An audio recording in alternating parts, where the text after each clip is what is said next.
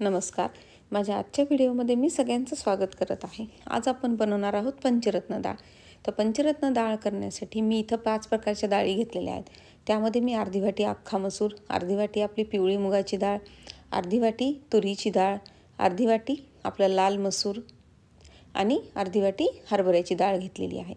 आता ह्या सगळ्या डाळी आपल्याला स्वच्छ पाण्याने 2-3 पाण्याने धुवून घ्यायच्या आहेत.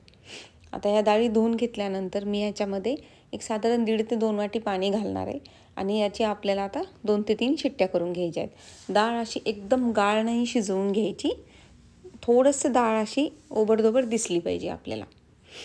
आता हे तुम्ही बघा, आता डाळ आपली तयार आहे. आपण याला फोडणी देऊयात.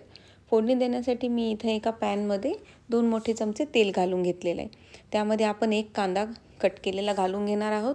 कांदा छान परतला गेला की त्याच्यामध्ये एक टोमॅटो, एक 2 ते 3 हिरव्या मिरच्याचे तुकडे आणि थोडंसं अद्रक लसूण मी इथं बारीक कट करून घेतलेलं आहे. आता हे सगळं आपल्याला टोमॅटो छान गाळ होईपर्यंत शिजू द्यायचं आहे. आता हे टोमॅटो शिजलेत. आता याच्यामध्ये आपण हळद, तिखट आणि गरम मसाला घालून घेणार आहोत. मग त्याच्यामध्ये आता आपण जी डाळ आपण शिजवून घेतली होती ती घालून घ्यायची आहे आणि थोडंसं पाणी घालून घ्यायचं. डाळ अशी थोडी घट्टसरच राहू द्यायची. आता हे आपलं मिश्रण आपण छानपैकी मिक्स करून घेतलेले. आता याच्यामध्ये चवीनुसार मीठ घालून घेऊयात आणि डाळीला छान 2 ते 3 उकळी येईपर्यंत आपल्याला याला शिजवून घ्यायचं आहे. आता ही डाळ आपली छान उकळली आहे. आता याला आपण वरनं मस्त तडका मारूयात. तर तडका मारण्यासाठी मी इथं एका पॅनमध्ये 2 मोठे चमचे तेल घालून घेतलेले.